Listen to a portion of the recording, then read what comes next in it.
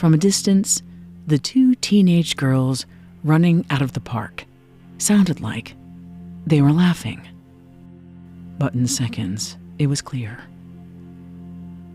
That wasn't laughter. Those were shrieks of terror.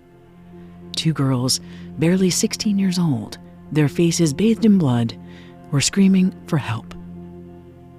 "Something terrible has happened," one of the girls yelled to a bewildered neighbor. "My mother, she's terribly hurt."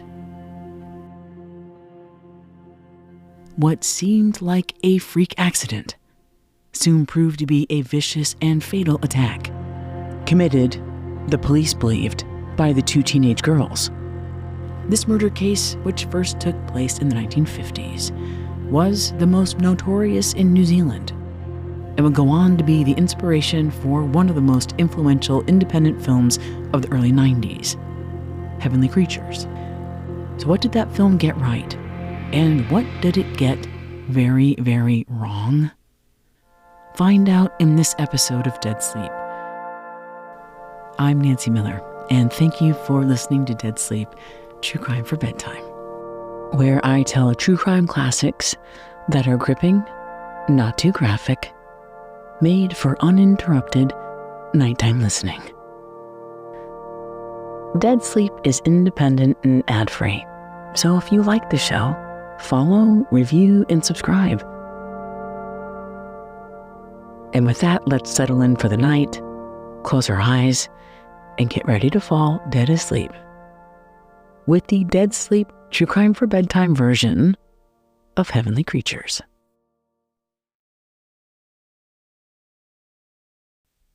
Teenage lesbian killers on a rampage.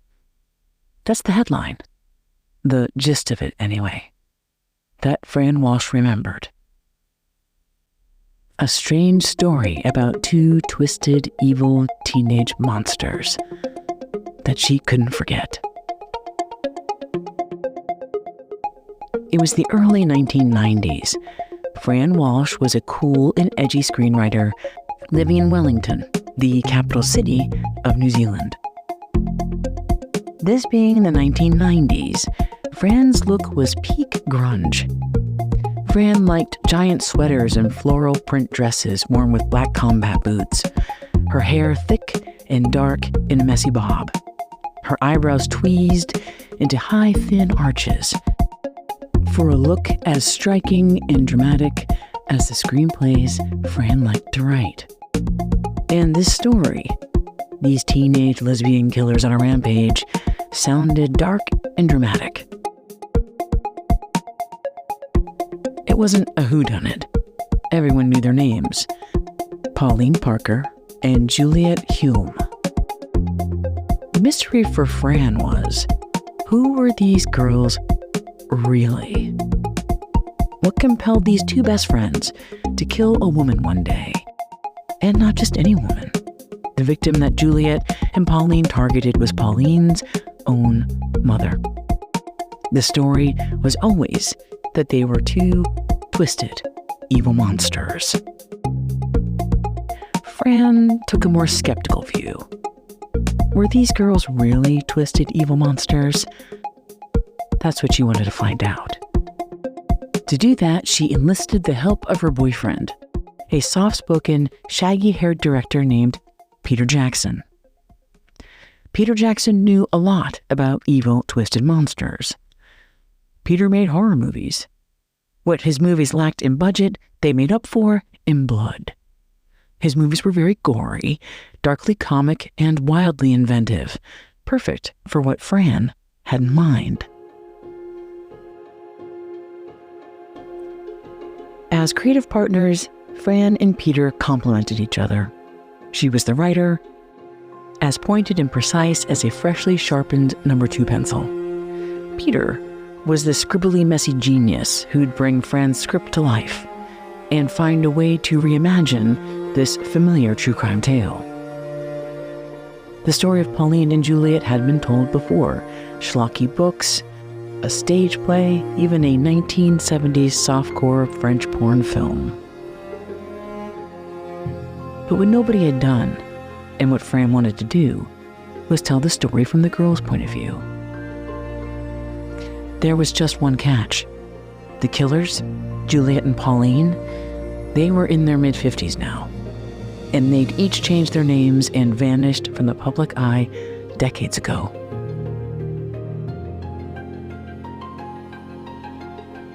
Fran and Peter tried to reach out to the girls, now women, but their efforts proved pointless. Pauline and Juliet had never spoken to anyone publicly about the case. Maybe they would one day, but not now. Fran and Peter couldn't afford to wait another 40 years to tell the story. They were young and ambitious indie filmmakers. They had to do it now. If the names Peter Jackson and Fran Walsh sound familiar, that's because, yes, they are the very same Peter Jackson and Fran Walsh of Lord of the Rings fame. But years before they broke box office records and won Oscars for Lord of the Rings, they were relative unknowns looking for that big break. And the timing couldn't have been more perfect. The early 90s marked the emerging golden age of independent film. Steven Soderbergh, Quentin Tarantino, Lars von Trier were defining movies for a whole generation. A New York-based film production and distribution company named Miramax was on the vanguard. Miramax was investing in the risky, out-there movies Peter Jackson and Fran Walsh knew how to make. Of course, the indie film scene in America was thousands of miles away from where Fran and Peter were, in New Zealand. But maybe, just maybe, this little true crime thriller would be the one that took Fran and Peter to the next level. There was another motivation too. Peter and Fran also learned that 5 competing projects were in the works, including a version of the Juliet and Pauline story by Dustin Hoffman's production company. For Fran and Peter, it was now or never. They didn't have the cooperation of Pauline or Juliet. Many of the people who were involved with the case back then were still alive. Fran and Peter set out like 2 hobbits leaving the Shire. They headed 8 hours away by car to a part of southern New Zealand called Christchurch. Christchurch was where the 2 girls met and where they murdered. This was well before online records, so their work was all shoe leather. Like a pair of detectives, Fran and Peter tracked down every place the girls went, banged on every door, interviewed over 40 people, childhood friends, neighbors, teachers. They even moved to Christchurch for several months to get the full story. But it wasn't enough. Until one day, they scored the motherlode. The closest they would ever get to the real girls. Pauline's diary. Excerpts from Pauline Parker's diary were used as literal evidence against her in court that she and Juliet were evil, twisted monsters. Now, as Peter and Fran pored over Pauline's most intimate thoughts, they wondered if everyone had gotten it all wrong. They weren't evil monsters, Fran and Peter decided. They were 2 girls caught up in a fantasy. An ordinary friendship, Peter Jackson would later say, that somehow became extraordinary. Fran and Peter pulled together the script and started making the film. They cast 2 complete unknowns, a 19-year-old British actress named Kate Winslet in her first feature film, and a 15-year-old local New Zealand girl they'd found named Melanie Linsky. They called the film Heavenly Creatures. And Peter and Fran's version of events, in their 1 hour and 39-minute long film, went like this. Once upon a time, in a magical land called Bonrovia, there lived 2 princesses, Pauline and Juliet. Well, in real life, the girls lived in Christchurch. Christchurch was itself a fantasy land, the exact replica of a town in England of the same name, and built in 1850 to be the most English town in all of New Zealand. 100 years later, it maintained its English pride. Juliet was new in town. She was British, the wealthy daughter of a college professor. Bright, beautiful, confident. Her sole weakness was a bum pair of lungs. Juliet suffered from chronic respiratory infections, and this move to New Zealand was supposed to aid in her recovery. Pauline Parker was a local girl, 14, an introvert, her dark hair half covering a permanent scowl.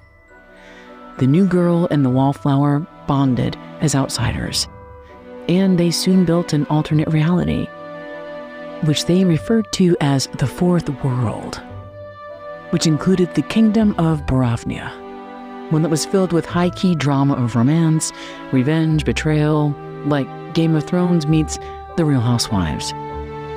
In this Fourth World, the girls could be anything, anyone they wanted. Prince or princess, boy or girl. It was play acting, exploration, a form of LARPing, I guess, before there was such a thing. The girls' fantasy life felt so real until real life got in the way, and their relationship took a tragic turn. One day in class, Juliet began coughing uncontrollably, spasms of coughs, until she coughed up blood. Juliet was diagnosed with tuberculosis. TB is a highly contagious bacterial infection. The treatment back then was isolation. Juliet was sent to recuperate in a sanatorium for several months, which meant she was separated from her family, from her school, and from her very best friend, Pauline.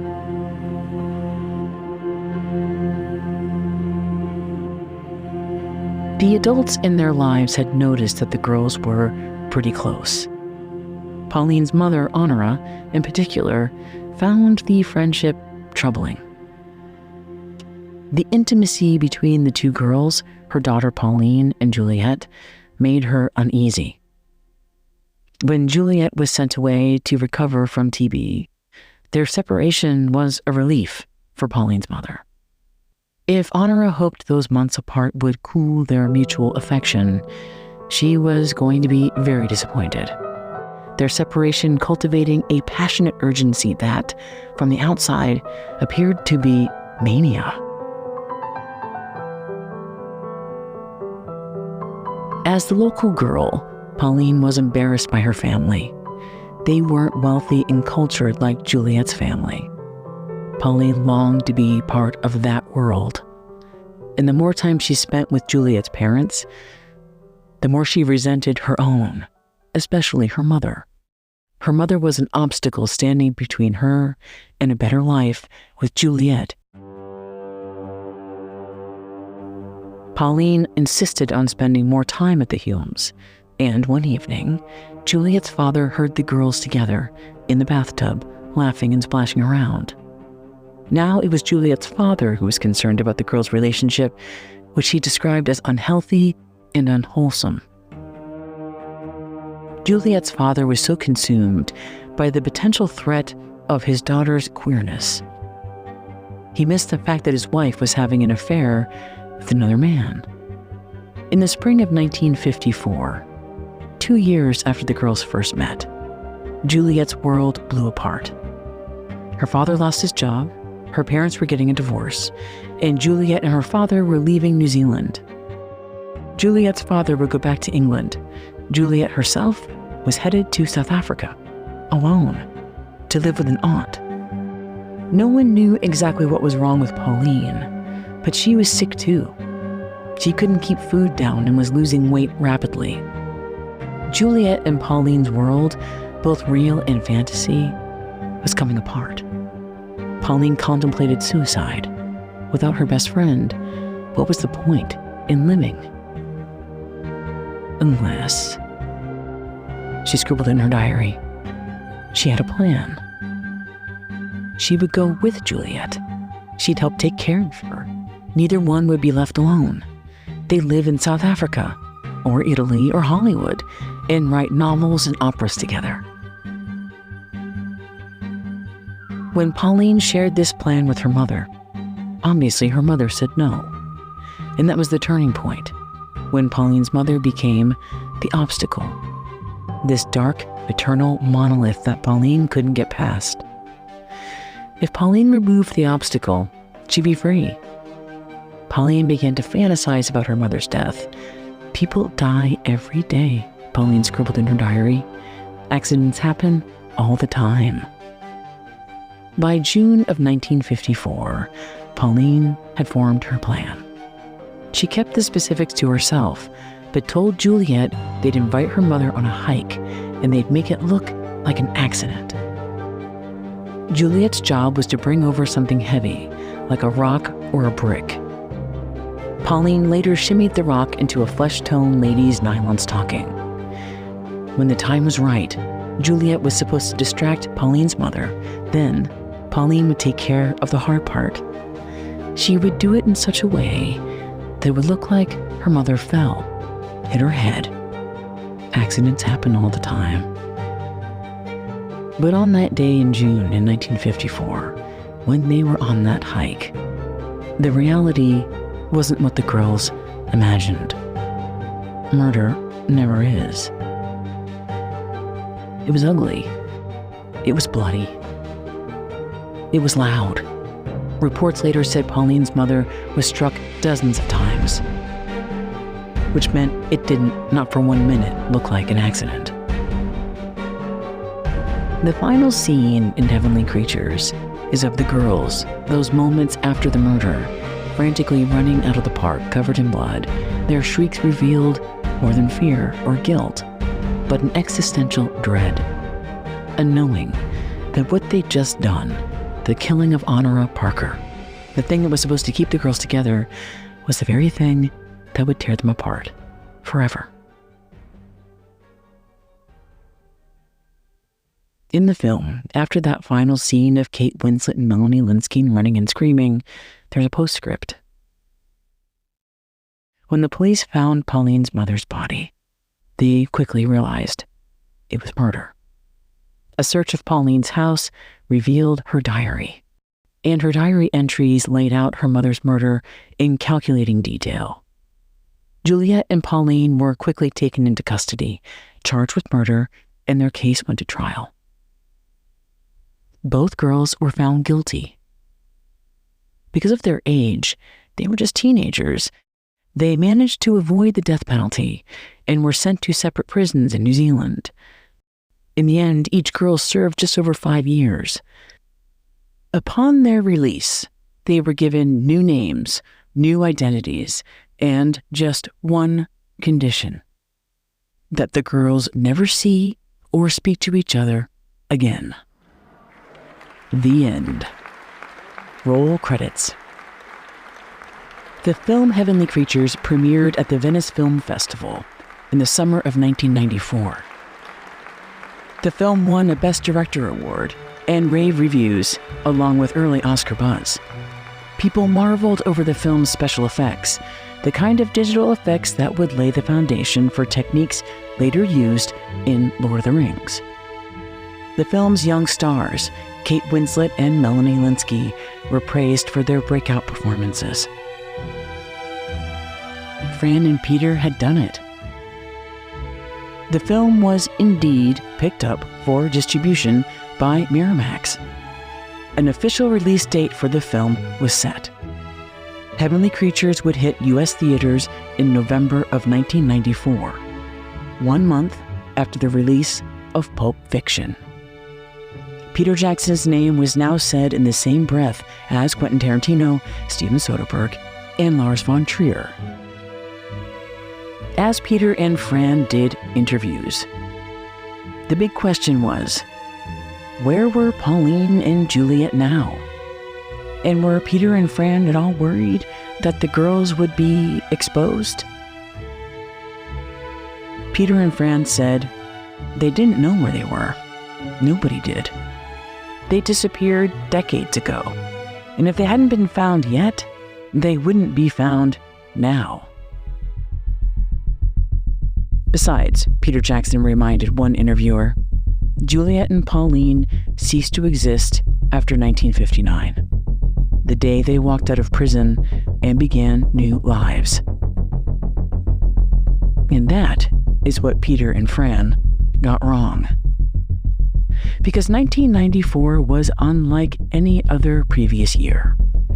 In 1994, a young coder in Seattle, Washington, invented Webcrawler, one of the earliest internet search engines.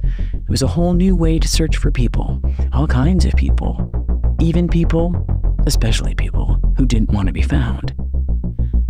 Several weeks before the film's official theatrical release, Peter Jackson received a phone call.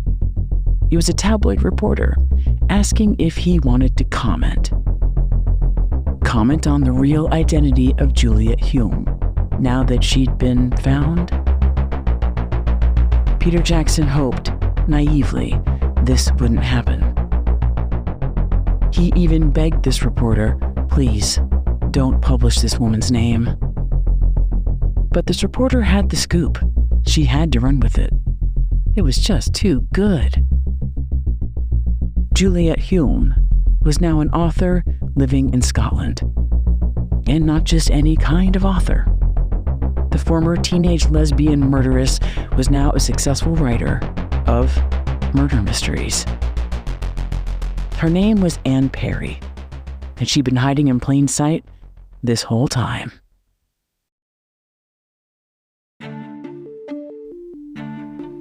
The ringing of Anne Perry's phone pierced her otherwise quiet home in a remote town in Scotland. Anne lived alone. No partner, no children. She just never met anyone special, she told people. Anne Perry's only true love was writing. Her specialty was murder mysteries. And in the summer of 1994, her newest book was poised to be her biggest yet. In her mystery novels, which took place in Victorian England, Anne Perry liked her deaths to be quick and as painless as possible. She never wrote about the details. All of the killings in her books happened offstage. Why prolong their suffering, she said in one interview. But the day she received that phone call from that reporter, Anne knew her life as she knew it, was over. And unlike the characters in her mystery novels, Anne's own death was going to be slow and painful and public, out there for the world to see. Decades and decades of hard work, a life built, destroyed by a movie she didn't know anything about, made by some director she'd never heard of, Peter Jackson.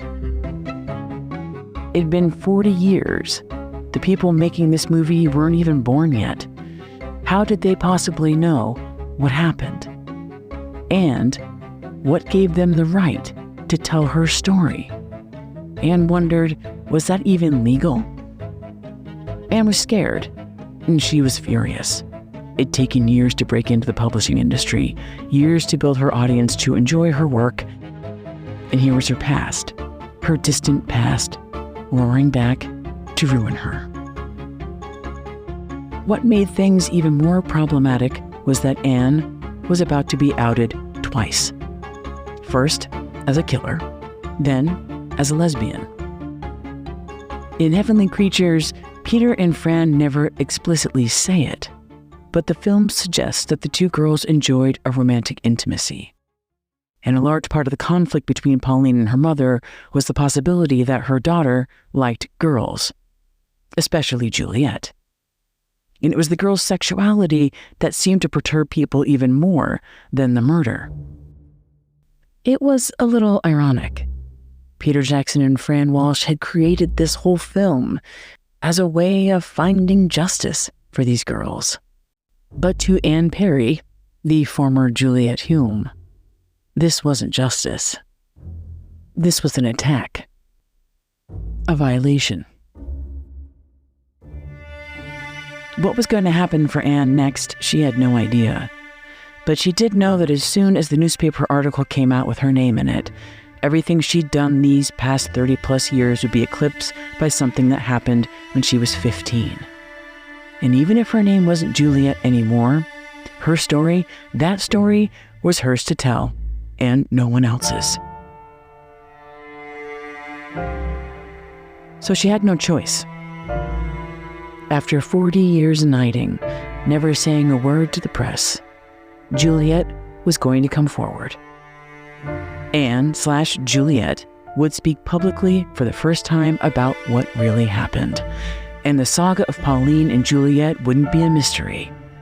It was now a war.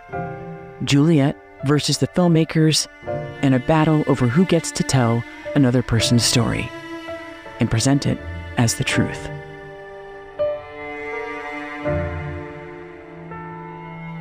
So what happens next with Anne Perry and Fran and Peter in the film? And where is Pauline in all of this? Find out in part 2 of Heavenly Creatures, which I'll release in a few days. So check back in for part 2. And until then, nighty night. And thank you for listening to Dead Sleep, True Crime for Bedtime.